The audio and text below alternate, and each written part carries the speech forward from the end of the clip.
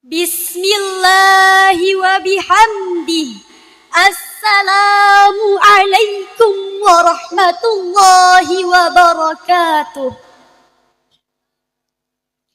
Alhamdulillahilladzi amarna an anzura anfusana baqadamat lighad. As-salatu wassalamu ala khairil ibad wa ala alihi wa sahbihi ila yaumil ma'ad. Amma ba'd. Dewan Hakim yang arif dan bijaksana, hadirin sebangsa dan setanah air yang berbahagia. Ibnu Bashar dalam bukunya yang berjudul Menjadi Bijak dan Bijaksana Jilid 2 menjelaskan bahwa pemuda yang tangguh ialah pemuda yang sanggup membeli barang mewah namun juga tahu mana keinginan dan mana kebutuhan. Pemuda yang mampu berbicara formal jika bertemu orang berpendidikan, namun juga mampu berbicara santai dengan orang jalanan. Pemuda yang tahu aturan makan di restoran mewah, namun juga tak canggung makan di warung kaki lima. Pemuda seperti inilah hadirin, pemuda yang disegani dan disenangi banyak orang. Di negara yang penuh tantangan ini hadirin, perlulah kita memperhatikan pemuda kita agar mampu menjadi pemuda yang tangguh dan siap untuk menjadi tonggak berjayanya negara kita. Namun disayangkan hadirin, kita tidak mungkin.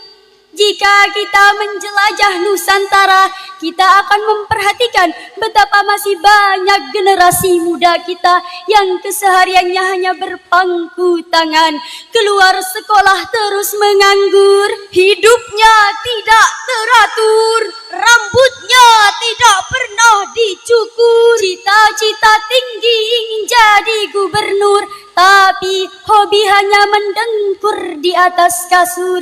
Akhirnya bukan menjadi gubernur, tapi malah menjadi penganggur yang hidupnya hancur tersungkur dari dunia sampai alam kubur. Betul hadirin? Oleh karena itu, dalam kesempatan yang baik ini, izinkan kami menyampaikan syarhan Al-Quran dengan judul Revolusi Mental Generasi Muda sebagai Aset Masa Depan Bangsa. Dengan landasan Al-Quran, Surah Maryam ayat 59. أعوذ بالله من الشيطان الرجيم بسم الله الرحمن الرحيم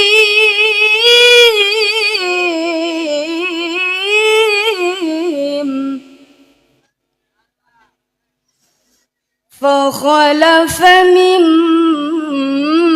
بعدهم خلف أضاعوا الصلاة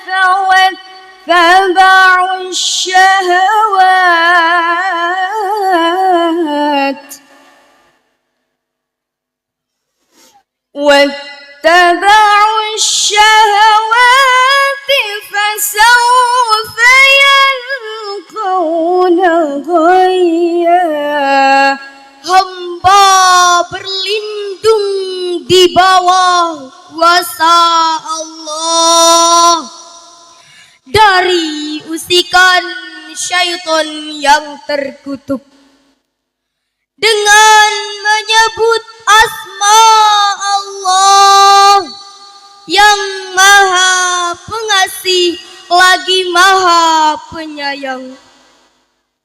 Kemudian datanglah setelah mereka generasi pengganti yang mengabaikan salat dan mengikuti hawa nafsu, mereka kelak akan tersesat. Hadirin sebangsa dan setanah air yang berbahagia, Syekh Muhammad Nawawi Al-Jawi dalam kitab tafsirnya Al-Munir justru menjelaskan bahwa maksud dari fakhalafa min ba'dihim ay hadata min ba'din nabiyina jama'atun su'un, terdapat golongan-golongan yang buruk setelah masa para nabi.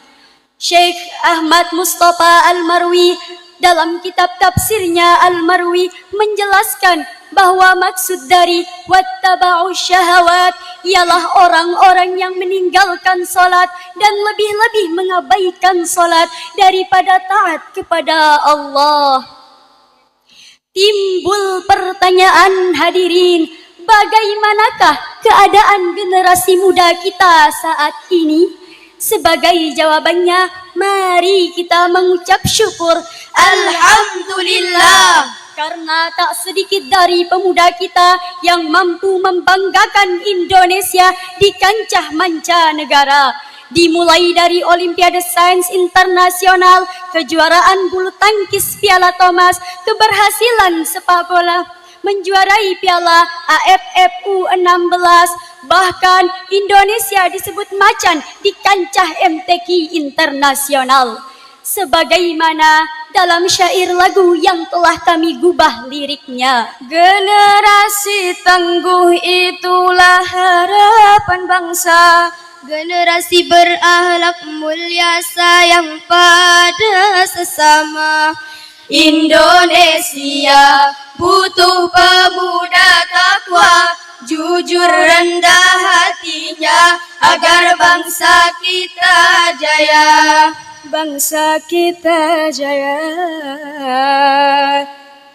Inilah hadirin yang menjadikan bukti bahwa Indonesia mampu bersaing dengan bangsa-bangsa di dunia, selaras dengan syair lagu berikut ini. Wahai para kaula muda, perbaikilah akhlak kita untuk kebaikan bersama, menjadi insan yang semakin jaya. Namun disayangkan hadirin, kita tidak mungkin menutup mata bahwa saat ini masih banyak generasi muda kita yang lebih suka jika tiktokan dibandingkan rajin membaca Al-Quran, lebih senang jika pandai bergoyang dibandingkan taat bersembahyang, bahkan lebih bangga jika berpakaian rok mini, berbaju you can see ala artis-artis masa kini dibandingkan berpakaian syar'i dan islami. Pantas jika saat ini masih banyak anak perawan hamil duluan, sudah 3 bulan tidak ketahuan, tak tahu kepada siapa meminta pertanggungjawaban, karena tidak tahu benih siapa yang bersemayan dalam kandungan, melamun dalam kesendirian, datang rayuan dan bisikan setan, hingga ia berlari ke jembatan, nyemplung ke dasar lautan, dan tewas dalam keadaan mengenaskan. Lantas hadirin, bagaimanakah cara kita menyikapi persoalan tersebut? Sebagai jawabannya, mari kita dengarkan firman Allah dalam Al-Quran surah Al-Furqan ayat 74. والذين يقولون ربنا هب لنا من أزواجنا ربنا هب لنا من أزواجنا وذرياتنا قرة أعين وذرياتنا قرة